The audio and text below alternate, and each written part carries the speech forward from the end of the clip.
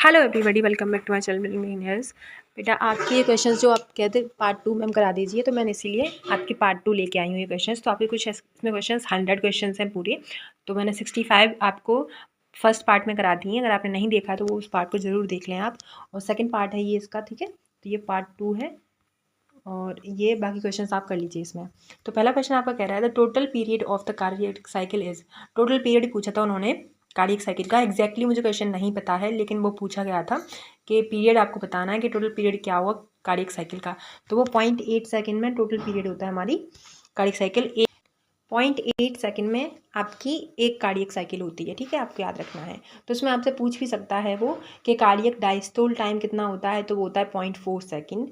और ventricular systolic जो time होता है वो कितना होता है, वो 0.3 सेकेंड में वेंटिकुलर सिस्टोल करता है। और एक आर्डियल सिस्टोलिक का जो टाइम होता है वो 0.1 सेकेंड का होता है, ठीक है। तो एक cardiac cycle equals to 0.8 second में एक कार्डियक साइकिल कंप्लीट होती है, याद रखना है आपको, ठीक है।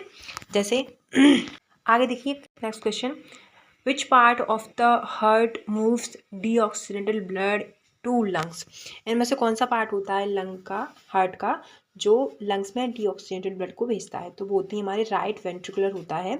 उसमें पल्मोनरी आर्टरी जो होती है हमारी, वो डीऑक्सीडेंटल ब्लड को हार्ट से लंग की तरफ भेजती हैं, ठीक है। तो हार्ट मूव करता है डीऑक्सीडेंटेड ब्लड को टू लंग को, किससे, राइट वेंट्रिकुलर और पल्मोनरी आर्टरी से बोलते हैं। देखिए इसमें 4 चैम्बर होते हैं, आपको पता है अपना हार्ट 4 चैम्बर्ड हार्ट होता है, आपको याद होगा, ठीक है।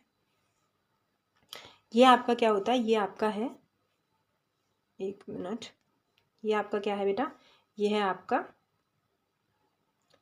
राइट आर्ट्रिया, ये है आपका लेफ्ट आर्ट्रिया, और ये है आपका राइट वेंट्रिकुलर, और ये है आपका राइट लेफ्ट वेंट्रिकुलर, ठीक है।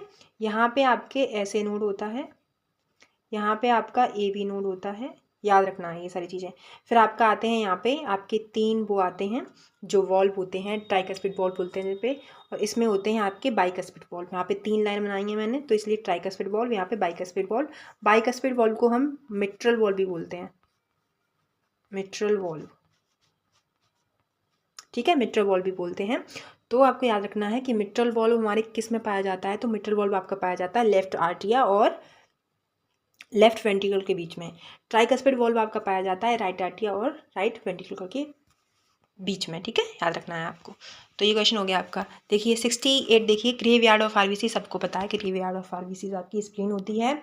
एंजाइम माल्टोज डज, तो एंजाइम माल्टोज क्या करता है, तो एंजाइम माल्टोज माल्टेज के प्रेजेंस में ग्लूकोज हमें देता है, ठीक है। What is the period from birth to the natural death of organisms, तो इसको हम लाइफ स्पैन बोलते हैं। सारे क्वेश्चन आपके एनसीईआरटी बेस्ड हैं, बिल्कुल भी एनसीईआरटी से वो कहीं बाहर नहीं गया है, ठीक है।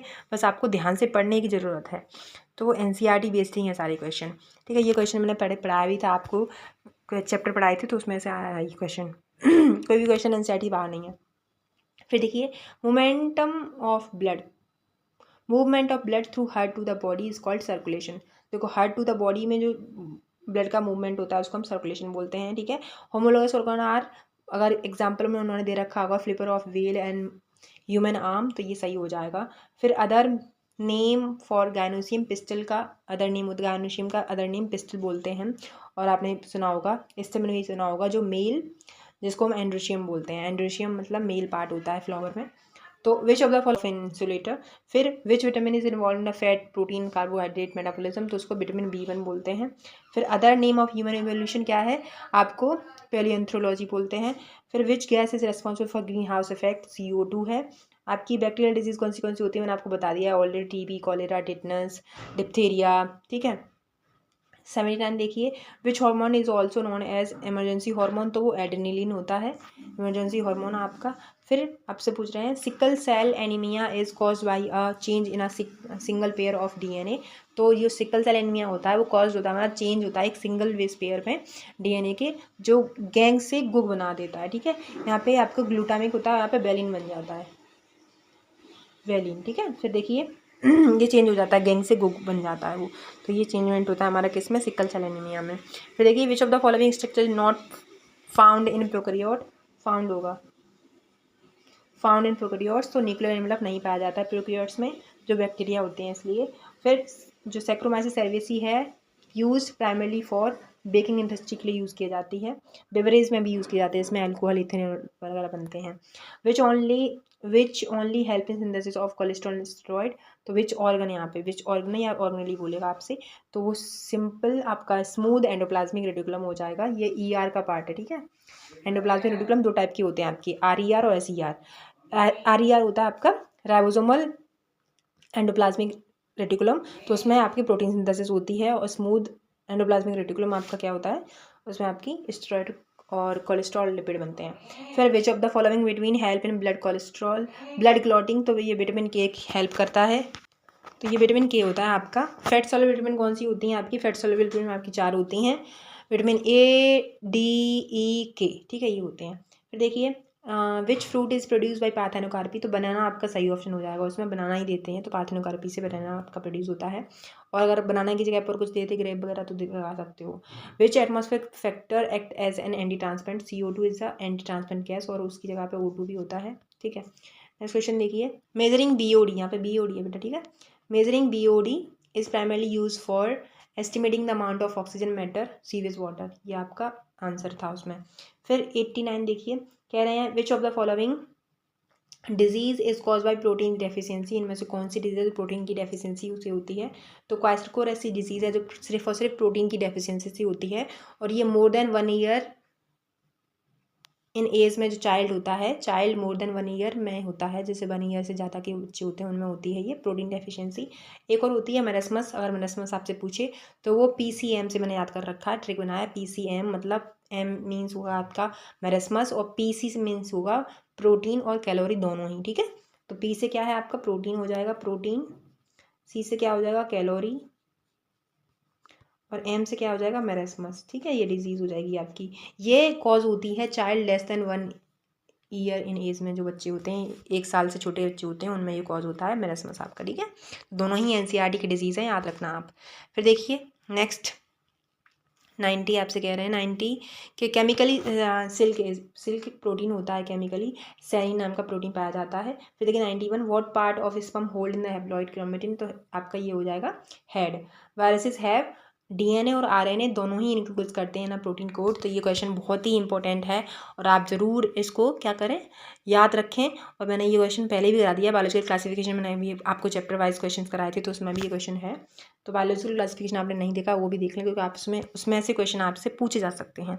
देखिए what are used in photosynthesis by terrestrial plant is taken up from, तो जो आपको पूछ रहे हैं फोटोसिंथेसिस के लिए जो टेरेस्ट्रियल प्लांट होते हैं वो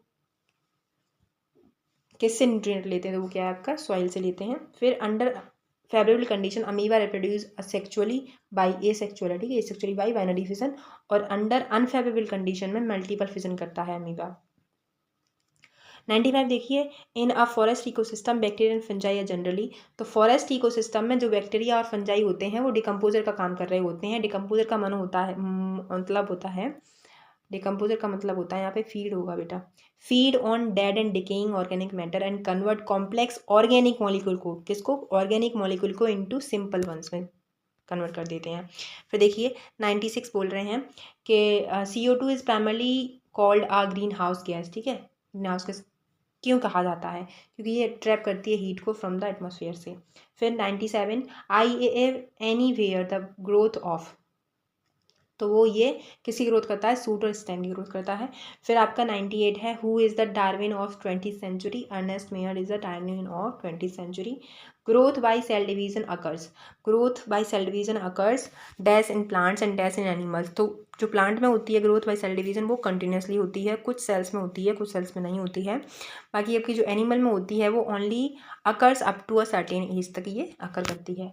फिर आपका 100 का क्वेश्चन है last but not the least, which artery carries deoxygenated blood in the human, तो पल्मोनरी आर्टरी, आपको मैंने पहले ये क्वेश्चन बता दिया है।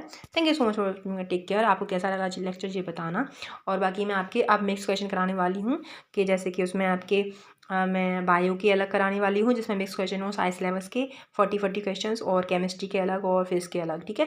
बाकी आपकी इंग्लिश भी कराने वाली हूँ और नर्सिंग अपडेट भी। Okay bye.